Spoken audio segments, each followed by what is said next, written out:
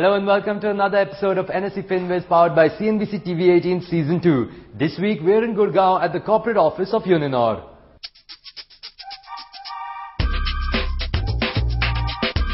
Uninor is a fully owned subsidiary of the Telenor Group, which is one of the largest integrated communications company in the world with headquarters in Oslo, Norway.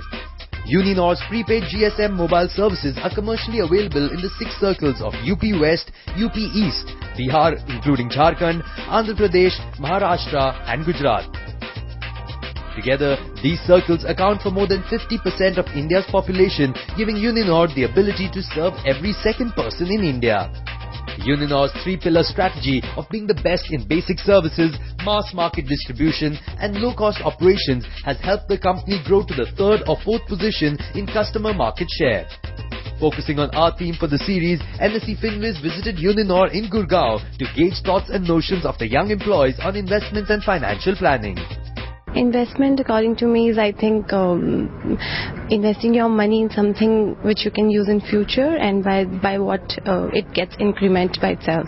Definitely it is very difficult to read the changes in the market. The market is so volatile that it's very difficult to read it. Definitely would like to know some tips how to read it and when and what to invest. I would love to speak to them about SIPs and stuff.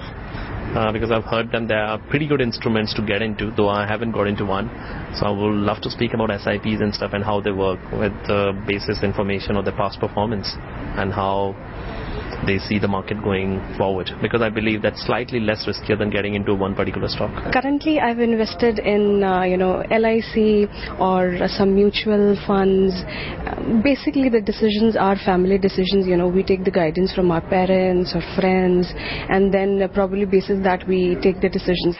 We're now joined by our 2 very special experts. We have Hemant Rustagi, who's the CEO at Wiseinvest Advisors. Welcome to the show, Hemant. And we have Tanveer Alam, who's the founder and CEO at FinCard. Welcome to the show, Tanveer. Thanks, Tanveer, we talk a lot about personal finance on the channel. People read it in the media, in newspapers, online.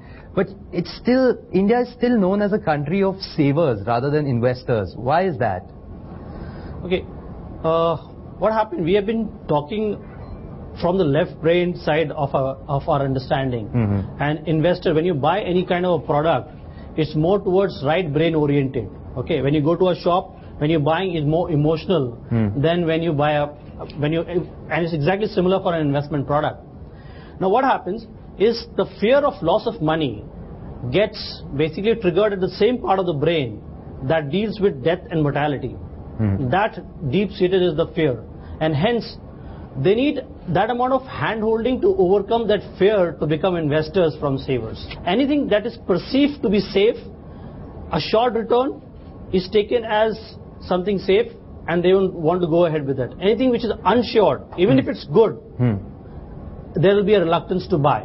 Okay. So, Hemant, adding on to that point is, for example, a fixed deposit. It's very safe, you're happy, alright, after X so many years, so many months, I'll get a certain percentage of money.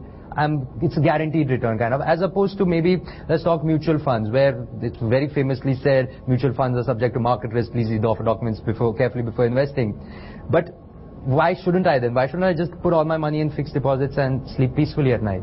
Well, I think fortunately or unfortunately, that's what most of us do actually. If you really see in India, most of the people put money in a fixed deposit. And I think the reason for that is that we are looking at safety. Okay. The biggest risk that we consider for our investment is that I should not lose a part of my capital. But we forget one very important risk, which is what we generally call a silent killer, which is inflation. Imagine if you are putting money aside for 20 years and your FD is giving you a return of 8% and the inflation also is at 8%. So at the end of 20 years, your money has grown in numbers, not in value. So I think it's very, very important for us to look beyond the risk of losing capital. It is very important risk. It's not a risk that you can avoid or you should ignore, because at the end of the day, we are talking about investing our hard-earned money. But remember that the risk of losing capital is valid only when you're investing for short term. When you're investing for short term, for a couple of years, your focus has to be on not losing a part of your capital. But when you're investing for 5 years, 10 years, 15 years, 20 years, someone like you, for example, if you want to start investing for your retirement planning, okay, or for children education, you have 15, 20, 25 years to go. There, you need to make sure that you invest to beat inflation. So consider both the risk. The moment you do that, you'll start looking beyond your good old bank fixed deposits. I want to know about this. What is this e-gold and how to invest in the e-gold, and what is the right time to invest in the e-gold, and what is the process? Okay. So about e-gold, basically some clarity on what it is and all. Hemant, you'd like to take that? Yes. See, there are two ways of investing in gold. One is a good old way of buying physical gold. You can go and buy jewelry, or you can buy gold biscuits, gold coins. But what typically happens over there are certain risks in that. One risk is obviously the risk of safety. The second is there is also a risk of purity, right? And if you buy jewelry now and if you're not going to really consume it, use it, it goes out of fashion, then again you give it for remaking. There are a lot of making charges, a lot of expenses in that. If you like gold as an asset class, first thing you need to decide, why is that I want to buy gold? Am I buying gold because everyone else is buying gold? Or am I buying gold because that is what I've learned over the years, that gold is an asset class where I should put my money? So if, for example, gold can be a very good addition to the portfolio. For example, we have a tradition of gifting gold in the wedding. So if you want to accumulate that gold for a child wedding or any function in the family, you can do it systematically. Basically, what it means is that paper gold. You have these mutual funds today. Okay, there are gold ETFs. You can invest directly in the gold ETF like you buy stocks. There are also gold saving fund. So if you don't have a demat account, if you don't know how to buy on the stock market, you can buy through a gold saving fund, which typically invests in the same ETF of the same mutual fund. So that is what happens here, is that you can buy any quantity. You can buy a small quantity. You can buy 1 gram of gold, which is equivalent to 1 unit. Now obviously you can't go to a jewelry shop and buy 1 gram of gold. So you can accumulate with a smaller sum. The second is what we have seen now is that the gold prices have become very, very volatile. Okay, now how do you benefit from that? If you invest lump sum and if the gold price crashes after that, you see a loss in the portfolio, which obviously is not going to make you happy. So the right way to accumulate is, create a systematic investment plan for a gold saving fund, wherein you commit that a fixed amount will be invested every month. So you end up investing at different levels. But be very clear as to why you want gold. Don't buy gold just because that is what we have been doing for the years together. I have 2 children, one is 6 and one is 1. I would like to invest for them for their futures, for their studies when they grow up. So there are a lot of child plans available in the market. Do you think they are good enough, or there are other ways to invest for children?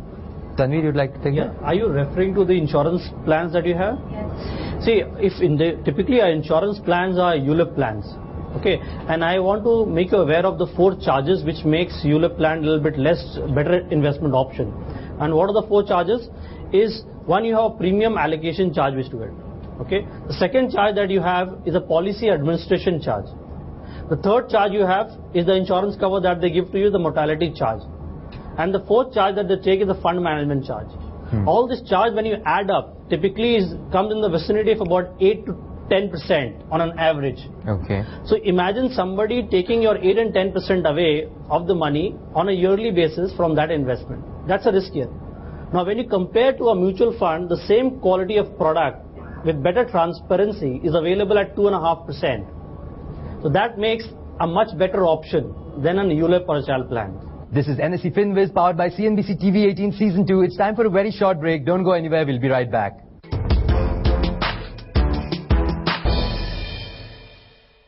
Welcome back. You're watching NSE FinViz powered by Cnbc TV 18 Season 2. My question is about investing into the real estate. More particularly, I'm looking for an advice, what you suggest, whether it is better to invest in a residential property or a commercial property. Taking 2 assumptions, I am having a surplus money and I am not looking for my self-consumption. The basic objective is to gain out of it. Okay. And my risk appetite is good. So now, probably we all know about residential a much.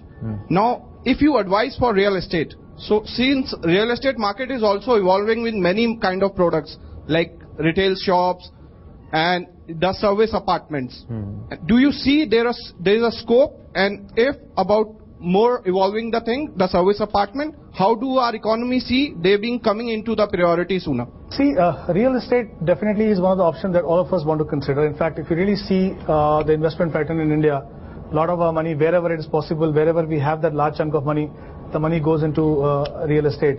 Okay, thankfully, yes, as you rightly said, there are a lot of options that are coming up now. But I think I will say 2-3 things before I come back to your question. Real estate definitely has a role to play. But I think what we need to understand is, are we investing too much money in real estate? There are certain issues with real estate. Issue is, we talked about certain goals which we have to achieve 5 year, 10 year, 15, 20 years from now. The problem is, the biggest problem that we have in real estate is liquidity. Imagine I need some money after 10 years and I have this property.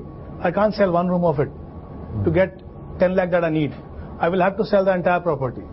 At times, real estate can be pretty illiquid. And we've seen the trends, the prices keep moving. Okay, there are certain areas which look very good for investment. Suddenly some other new area gets developed. Everybody wants to buy there. Suddenly there are no takers for this. So you're actually having a property. I think we have this fancy of buying things which we can touch and feel. Okay, so my view always is, have a combination of all the asset classes. If it is for residential, definitely I think that has to be the first priority. If it is for investment, my advice to you would be, first you see whether you have sufficient money invested in the financial assets or not. The problem is, again, on the real estate is, imagine you actually make money 10 years from now. Okay, it's a never-ending process. You make capital gains, either you pay tax on that or you have to buy another property again. Okay, whereas in the financial asset you make money. If you buy equities, for example, after 1 year there is no capital gain. Okay, you can take your money, walk out, do whatever you feel like with that money. What's your take on short-term parking of the fund? Maybe between the FD and the ultra short-term liquid funds or anything else, between 3 to 6 months at a high income tax bracket of 30%. And second, what is your take on a 3 to 5 year horizon investment between share market and real estate, especially in the NCR area? Okay, Tanvir, you want to take that? In fact, two questions you got, one for the short term and one for the long term. See, from fixed deposit perspective and liquid fund perspective, from tax angle, there is no difference as of now today. Okay, this budget. But having said that, a liquid fund still works out to be a better option, because what happens if you take a very short-term deposit and you need to premature it, you will get a tenure interest rate for that particular smaller tenure also, and some banks do levy up prepayment penalty charges. Whereas in a liquid fund, what happens, you get exactly for the number of days the return, which is far more better than one. The second, on the medium-term horizon of about 5 years between real estate and your mutual fund, I would still prefer mutual fund to real estate for a simple reason is, if you look at a medium-term mutual fund product, for example, a balanced fund for that, it will generate as good as a return like a real estate return for you, far more liquid, far more tax efficient. Like Hemant was pointed out, when you sell real estate, you'll get a long-term capital gains also. Here the long-term capital gains will be tax-free for you. Hemant, so this, holding in the equity market, this happens a lot. People get really emotional when they hear the markets are up, the markets are down, and it's always that one friend you will always have who will be like, markets here, it's reached its all-time high, but now is the time, go buy, it's going to go higher, and it doesn't. And that happens a lot. People start coming into the market when it's nearing its peak. How do you control yourself? What is the way out from that to not get stuck into that trap? Well, I totally agree with you. I think, unfortunately, we start liking equity when it starts doing very well. We don't like a stock at 100, we like the stock at 500. But that's the typical investor behavior. There is always a temptation, First we want to convince ourselves that this, what is happening is not real. It's going to fall. And it does fall at times. So we say, look, what I thought was right. So I know a bit about market, so I know when it is going to fall. It happens 2-3 times. Third time it doesn't happen. Fourth time it doesn't happen. And suddenly there is a panic. And then you don't want to miss out opportunity. Then you end up buying at whatever price you think you are buying. The way to avoid that, like I said earlier, don't invest in stock or any asset class just because everyone else is doing it. Invest if you think you need to. Another issue, rather you could say, with stocks or mutual funds is that you are able to track it day on day basis. You can track it 5 times, 20 times a day also. And real estate or other assets, like even a fixed deposit, it's there. I'll see it only after 6 months, 6 years, whatever, after a long period. While equity mutual funds you're seeing every day and you're like, oh, it's up 5%, should I sell, should I not sell? It's important to monitor your portfolio, it's important to monitor your investments, but how often is too often? How often is a good ballpark area to be monitoring your portfolio? My advice would be to, the less you see the portfolio, the less blunder you will make. In fact, if this is some consolation, let me give you example, people who actively monitor and people who actively watch the portfolio make more mistakes that they make. Okay, so if you're watching a portfolio once in a quarter, once in a 6 months, and rebalancing the asset allocation, like the Thali has said, on a yearly basis, I think that makes more sense. And just to avoid those behavioral mistakes, now, simple, invest based on your objectives. First answer the question, what I am saving for? What am I investing for? If my objective is children education, if the market goes from 28,000 to 20,000, had that objective changed? It's not changed. So you should be worried about the goal, not the market. You're watching NSE FinViz powered by Cnbc TV 18. It's time for a very short break. Don't go anywhere. We'll be right back.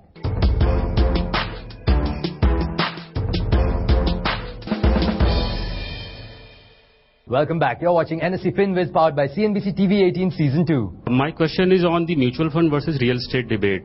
I know many friends who have like more than 1 crore invested in property, but hardly 1 lakh or 2 lakh rupees in mutual funds. So it's like if you have less money than for mutual fund, but more than property. So why is it so? Is it more of a wrong perception or a reality? Are there certain tax implications? Why is it so? Your perception, anything that you feel in physical, is that safe. In fact, let me put differently. Now imagine a horror movie, okay, a scene. Typically it will be in dark, okay. You will find something uncertain out there. You don't know what's going to happen next, okay. The noise will be scarier. Now relate this to a happy incident, say a marriage in the family or a celebration. What will happen? The darkness comes into light. There are a lot of lights in celebration. The noise turns into music, rhythmic, okay. And then there is certainty. Now you'll have food and all. There is certainty in it. So whenever there is certainty, your perception is that this is safe, which may not be the case. Okay. So what has happened? Real estate has done well. I will not say. But having said that, what will happen? There are financial assets which have actually done much better. My question is to Hemant. When should we ideally start our retirement planning, and what should be the ideal amount we should be saving every month? Well, let me begin by saying that you need to start investing today. Okay, it's never too early, never too late. Whenever we realize, it's always beneficial to start early. Okay, there are many benefits of that. One, you get longer duration to build the corpus that you need to build. Now, for example, if you have 25, 30 years to go before you retire, you have that much more time to accumulate your corpus, which means that even with a smaller sum of money, if you invest in the right asset class, you'll actually build a huge corpus. Now the question is, how much should I invest? It's very, very difficult to ascertain today what my requirements are going to be 30 years from now. But you begin the process. Now let me give you an example. If your monthly expense today is, let's say, 25,000. If I look at inflation of, let's say, 8%, after 20 years, your expenses will become 1,16,000. Okay? Now, to generate that kind of money, you will need a corpus of 1 crore 80 lakhs. Now, your standard of living is not going to remain like this. As you grow in your career, you move ahead from here, your expenses will go up. What typically happens when you retire, your expenses will come down by 20-30% because certain expenses that we incur when we are working will not be there. Okay? The important thing is have some ballpark figure to begin with. This is not the time that you will know exactly how much money. But like I said, the key factor is start investing today so that you have more time. And invest through systematic investment plan in well-diversified equity fund. That is an asset class that will actually make good money for you. So, Hemant, before we end the show, we've had a viewer who's written in with his question. His name is Rishi. He's 37 years old and he stays in Mumbai. He says he's interested in investing in real estate and he wants to know the REITs. He says, are they a good option for retail investors? What we have seen in India also is that when you want to buy a real estate, you require a lump sum money. And there are issues that we discuss about illiquidity, okay, to select which property to buy. Now, all of us want to participate in the real estate market with smaller sums of money. So how do you do that? You know, actually, SEBI has been debating about this for a long time. So finally, they've issued the guidelines. They've allowed real estate investment trust to become a reality now. Therein, you can invest smaller sums of money. Okay. Now, as of now, these are like a mutual fund where you buy kind of units. Okay. And these REITs basically invest in currently commercial properties. And there are certain rules and regulations that they have. which means that 80% of the money has to be invested in the properties which are ready, 20 can be under construction, 90% of the money that they generate as income, half yearly has to be distributed as income to you. I think it's a great option. I think it will evolve over a period of time, but I think it's a great beginning. Thank you so much, Hemant. Thank you so much, Tanveer. And thank you so much for having us here. Thank you. I suppose in Gurgaon, especially the youngsters, earn good amount of money, but they don't have the time and knowledge in the investment area. So this will give a good exposure to them and where to invest, what are the areas. And so I think this will give them really some interest areas where they can do the investments. I think I'm taking that advice that finish off your loans, especially the personal and the car loan first, and then start thinking of investing. So I'm taking that advice. And secondly, I think mutual funds are something I'm going to really look forward now to invest. There are a few key, very new things which I learned from this forum. One being about the investments in e-gold. That was something which I was not really subjected to, and I will explore those things right up now. The panel was very, very supportive in answering questions, so it was really good. It was very nice. The session was very, very informative. I will be able to plan my finances better, and I will be able to invest in a very disciplined manner now. Well, that's all on this episode of NSE FinViz, powered by CNBC TV18. If you have any questions for our experts, please feel free to email us at fwq@network18online.com. Until next week, from the entire team, many thanks for watching.